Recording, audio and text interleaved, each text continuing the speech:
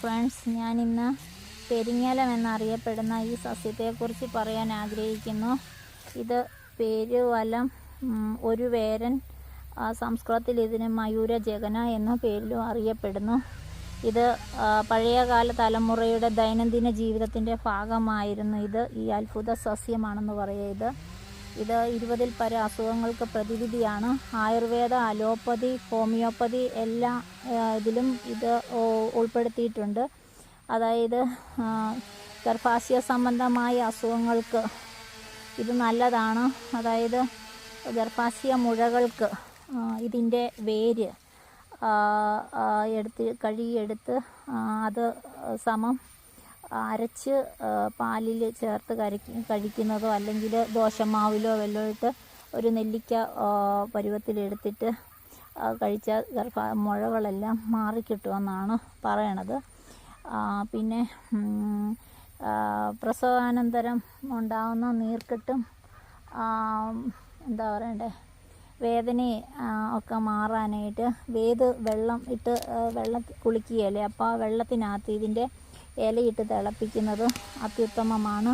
പിന്നെ ഇത് ഒരു കുട്ടികളുടെ വിസർജ്യം മാലിന്യം നീക്കം ചെയ്യുന്നതിനും പൃഷ്ഠഭാഗം തുടയ്ക്കുന്നതിനും പണ്ട് കാലത്ത് ഇതിൻ്റെ ഇല ഉപയോഗിക്കുമായിരുന്നു. ബാക്ടീരിയയെ തടയാനുള്ള നല്ലൊരു കഴിവുണ്ടെന്നാണ് പറയണത്. പിന്നെ ഇതൊരു ആൻറ്റി വൈറസ് സാധനമാണ്. മീൻസ് ഇതിൻ്റെ ഇല ഇട്ട വെള്ളം, അതായത് നിലം തുടയ്ക്കുമ്പോൾ രോഗാണുക്കളെ തുടച്ചു മാറ്റുവാനും നല്ലതാണ്. പിന്നെ മൂത്രാശയ സംബന്ധമായ അസുഖങ്ങൾക്ക്, മീൻസ് ഇപ്പോൾ എല്ലാവർക്കും മൂത്രത്തിൽ കല്ലല്ലേ, ഇതിൻ്റെ തളിരില 9 എണ്ണം, പിന്നെ 9 കുരുമുളകും സമം അരച്ച് വെറും വയറ്റിൽ 7 ദിവസം രാവിലെ കാലത്ത് കഴിച്ചാൽ അതെല്ലാം മാറിക്കിട്ടുമെന്ന് പറയപ്പെടുന്നു.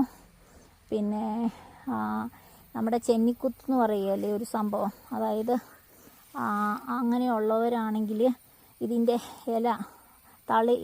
ഇല ഞെരടി പിഴിഞ്ഞ നീര് നമ്മുടെ പെരുവിരലിൽ ഇറ്റിക്കുന്നത് നല്ലതാണ്.